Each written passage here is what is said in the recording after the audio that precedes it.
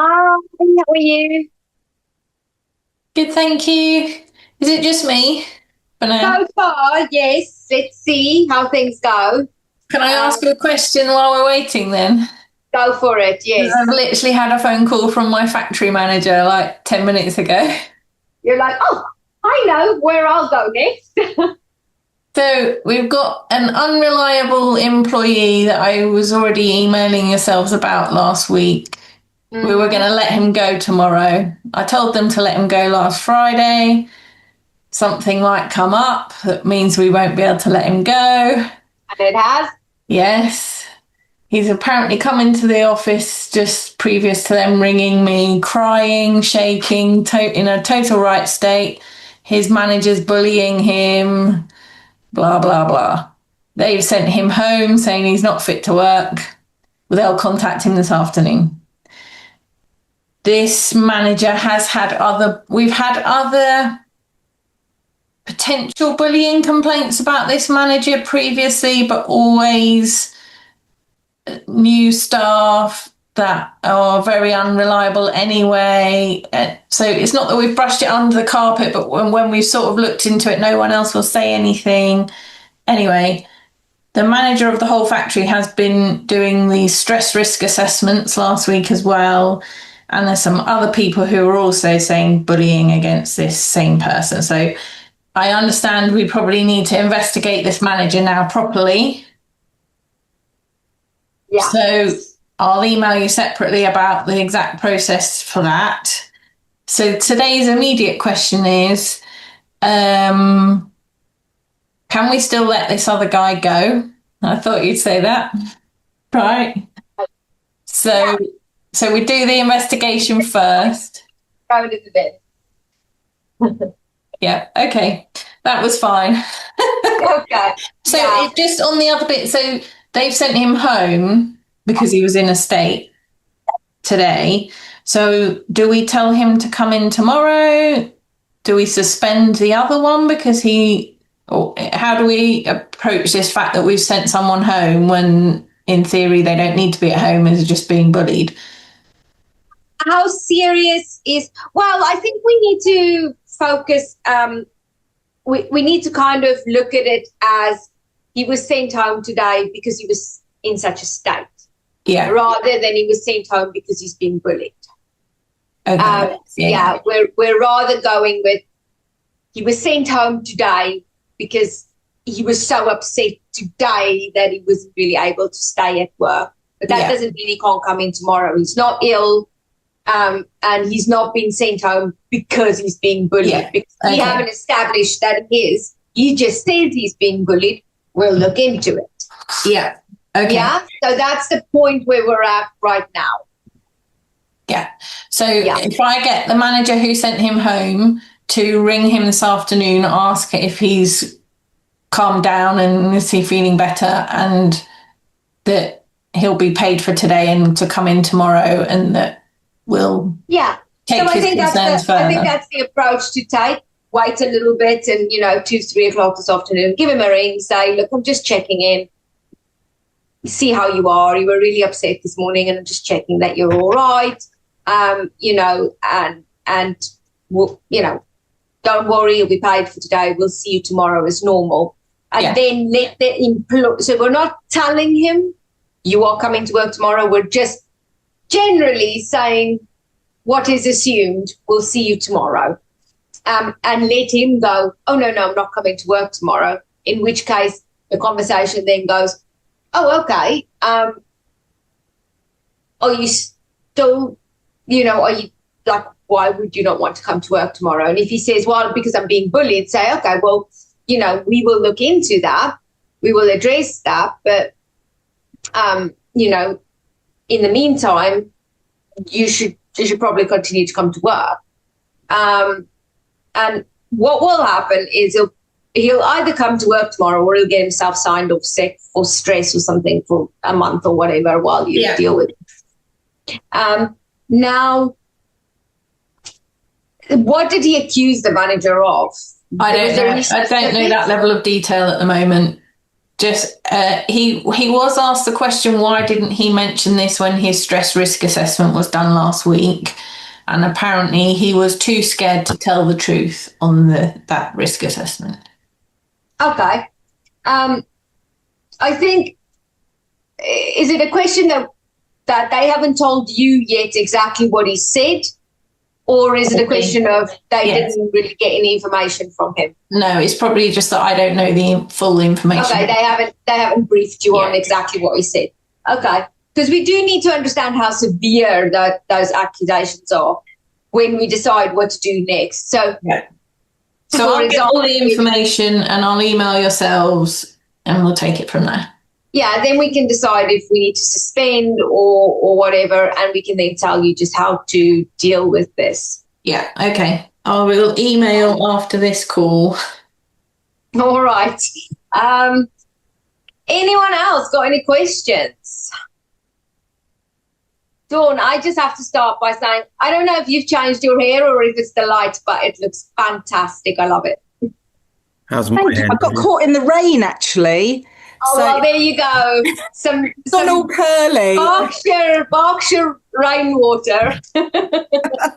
Thank you. I got a notification this week about government consultation on the 0 hours thing. Have you got any update on that, Nadia, and how that's going to look? Because it looks like they've got the right to be offered guaranteed hours, but I expect there's some nuances on that, isn't there? Yeah. Yeah.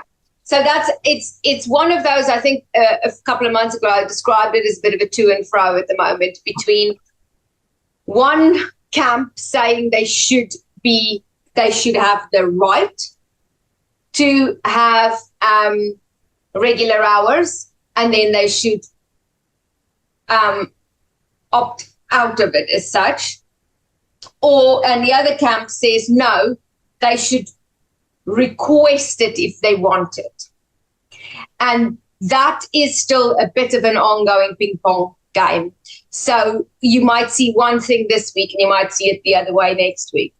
A little bit like a while ago, how they went between, there'll be, the 2 years will be reduced to 6 months. One camp said reduce it to 6 months and the other camp said reduce it, take it away. And they played ping pong for a while, and every week you got a notification saying the opposite thing. So that's where we're at with this one at the moment. It's not entirely clear yet which direction it's going to go, whether it's going to be an automatic right, or whether it's going to be something that they're going to have to request and ask for. But the bottom line is that is coming in some shape. It is coming, that 0 hour people will be able to request more regular working patterns. And that actually brings me on really nicely to the point I wanted to discuss with you guys today, which is something that I think I might have done 5 of these in the last 2 weeks. This is where someone a club has accidentally created a fixed working pattern for a 0 hour employee. Now, if you've been hanging around with us for long enough, you'll know that we always say to you, 0 hour people need to have some non-working weeks that are not holiday. They are just weeks in which they don't have any hours. And their hours should not be the same every week. So they should not be regular. So when we look at a true 0 hour working pattern, what we expect to see is 5 hours, 10 hours, no hours, 40 hours for 2 weeks because Bob's on holiday, and then no hours, and then 12 hours, and then 15 hours, and then 5 hours, and then no hours. That's what we expect a 0 hour contract working pattern to look like if you look back over 6 or 10 or 13 weeks, or that it is seasonal. So there is work between April and October. And then, so if you look back over the year, there'll be work between April and October, and there'll be no work between October and December. And then there might be 2 weeks of work in December, and then there'll be no work again until March. And So it's truly seasonal. But even then, in the season, I still expect to see some fluctuation in their hours if they're 0 hours. Now, where we've had the problem is we've had a lot of people come to us and say they've received complaints, grievances, complaints from their employees, or some people have been smart enough to ask the question before they tried to force the change, about employees whose hours have been reduced. So, and then they say, oh, but they're 0 hours. We can just reduce their hours. We don't understand the problem. But the problem is Susie has worked 16 hours Wednesday, Friday, and every other Saturday for the last 2 years. And now you're suddenly expecting her to work whatever shift you give her for however many hours. And that is sometimes 5 or 8 or 9 hours. And actually, you're doing that because Susie's inflexible, because she's only working those shifts, and she has for 2 years. And now you're pulling the 0 hour card saying, actually, she's 0 hours, so we can change her hours as we want. Yeah, but you haven't treated her like a 0 hour employee. And what you've done is you've accidentally created a fixed working pattern with fixed weekly hours. Therefore, she's not really a 0 hour employee anymore. She's now a part-time employee with a fixed working pattern that you can't just take away from her. You can't just force her to change that. And that is an issue that we're really, really seeing, like in a lot of different forms. You know, sometimes they're doing a fixed working pattern. Sometimes it's just a question that someone comes and says, I've had more than 20 hours of work every week for the last 8 months. And now suddenly I've got 5 hours of work because you've hired 2 other 0 hour people. Why have you done that? Now I don't have hours. And clubs are saying, oh, yeah, but we can do that because they're 0 hour people. Well, no, you can't, because you've given that person consistent work of more than 20 hours for 8 months. And now suddenly, with no notice and no reason, you're just taking that away. And even if you did give notice, you did give a reason, you probably still couldn't do it because they now have those hours. So, and we want to be really, really clear with you. If you have 0 hour people, treat them like 0 hour people. Otherwise, you're going to end up in this position. And then we are going to tell you, even though their contract is a 0 hour contract, you need to treat them like a part-time employee now. And that means you can't just go and change their working hours, reducing their working hours, or if they've got a fixed pattern, you can't just take that away from them.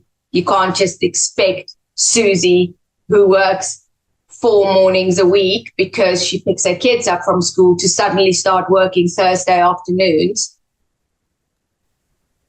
That you can't do that. Would you have to issue them with a new contract, though, Nadia? Well, we would probably tell you would, yeah. So we're kind of that far with a couple of these cases that we picked up in the last 2 weeks.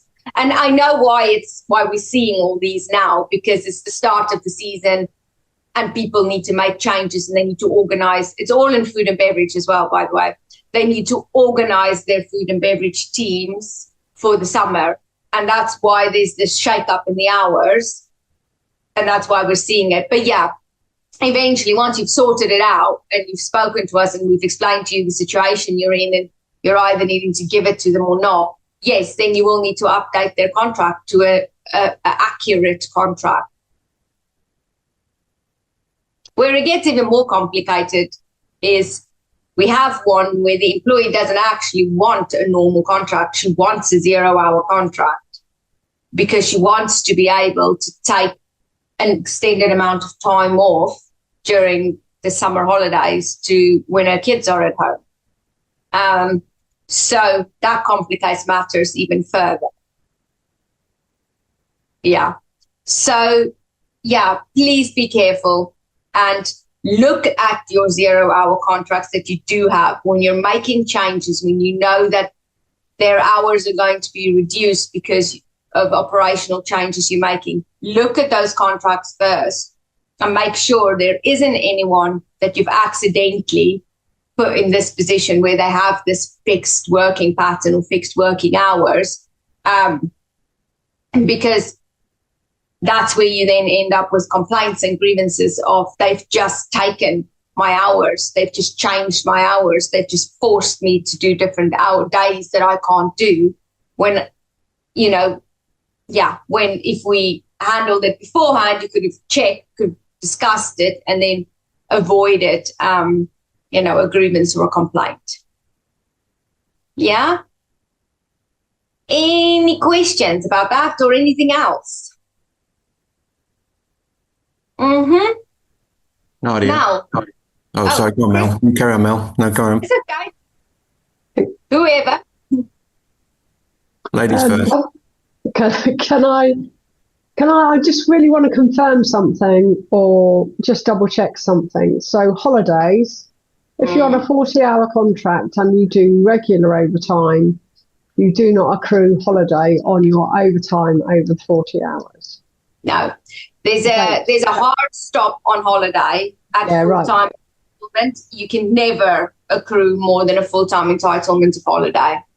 Okay, second question, 40-hour person who then does additional hours for teaching, we then have to make an adjustment to their holiday pay to ensure that their holiday pay reflects their average earnings. Is that correct? But we don't do that for people who do overtime of 40 hours. And I'm assuming that is because their rate of pay for their overtime would be the same as their hours that they work on their 40 hours. Not actually to do with the rate of pay. Okay. It's to do with how regular that overtime is and whether it's contractual or not. So, in all honesty, it's a bit of a grey area, the second part of that. So the first part, you're absolutely right. Got a person working 40 hours a week in the shop, for example, in your pro shop, and then additional hours for teaching. And so as long as those additional hours is not on a self-employed contract, in which case don't touch it. But if it's employed, then even then it sounds problematic to have them working full-time and then extra teaching hours. But I guess it depends on how much extra teaching hours we're talking about. But yes, you would then need to basically pay a higher rate for holiday because it takes into account the extra hours. Now, you would actually need to do that as well for people who work regular overtime or contractual overtime. So by regular overtime, I mean people who work 20 hours of overtime every month, for months on end. It's a bit the same as the accidental fixed working pattern situation, because then you've really created a situation where that employee now gets regular overtime because they've worked 20 hours of overtime every month for the last year. Then realistically, actually, you should be considering that and taking that into account when you calculate their holiday pay. Whereas if it's irregular overtime, some weeks they work overtime, some weeks they don't, some months they don't, some months they do, sometimes it's 5 hours, sometimes it's 20. That's when you sort of don't have to consider it. But if it's regular, very regular, then you should. Yeah, I just wanted to double check it because I need to get it consistent across the departments to make sure I'm treating them all exactly the same. So, and the greenkeepers are the ones that do the extra overtime, but they don't do it consistently, but they do it consistently for 6 months and then they don't. So, whereas the pro shop guys will do it consistently throughout the year. So I just wanted to double check before I start going to do the maths on the payroll element to find out what their average earnings are for. And it's literally just started. So I want to get it done now to make sure that their holiday calculations are correct. So, and the same would then apply if you had somebody who was in the shop who was 20 hours contracted, but they then did their additional hours. You then just uplift their holiday to reflect exactly the same. Yeah. Okay. Thanks, Nadia. So you wouldn't have to do. The holiday pay doesn't increase for someone who's part-time. The allocation increases up to the full-time point. But for the full-time people, the holiday allocation can't increase. So then if it's regular or contractual, you would then calculate a higher holiday pay to consider that. Yeah. Chris. I think Chris might have frozen. Chris, can you hear us? Not quite. Gotcha. There you go. Sorry, it's my internet over here. I'm just changing channels. Sorry. Similar to Mel, actually, based on that conversation, I pay holiday for part-timers. So if they do more hours, I will accrue it for them. You're saying that's not correct then? Sorry, for part-time people. I have a part-timer who does 16 hours a week. If she works more hours, and it's not always regular, so it's can be irregular. But in the past, I've always accrued it as additional holiday time for her. Yeah, that's right. Is that okay? So if you have a part-time employee, they have a sort of base holiday that is pro rata according to their guaranteed hours, right? Yeah. And then anything over that they do, you use the 12.07% method, and you calculate how much they've accrued, and then you add this to their allocation. So their allocation will manually go up as they work overtime until obviously it hits a full-time level, which it shouldn't, because they wouldn't really work that much. Okay. I guess my other question, based on leading on from that, is for people who we have contracted, say, at 24 hours, who probably seasonally work more hours, i.e. summer season rather than winter season, where does that become more hours that should be contracted? Or is it because we look at it across the winter time when we are quieter to say, actually, we can only substantiate 24 hours at that given time? Yes, absolutely. You're absolutely correct. Right. An option. You don't have to increase. You do not have to increase their guaranteed hours at all. So if you were doing a new contract, you always want to put your guaranteed hours at what your lower base is. So look at January and February. How much are you going to use them in January and February? If you can only really guarantee them 20 hours of work in those months, but in summer they're working 42, 46 hours, that's fine, because it's about how much you can guarantee. You don't have to increase the guaranteed amount because they work more in summer. Okay. Yeah. I'll come back to then. I've got a 0 hours person who might be doing more regular hours now than they are being 0 hours. So they're not 0 hours then, based on what you've just said. So we'll have a conversation separately. If they're doing regular hours and it's not seasonal, then they're probably not really 0 hour anymore. Okay.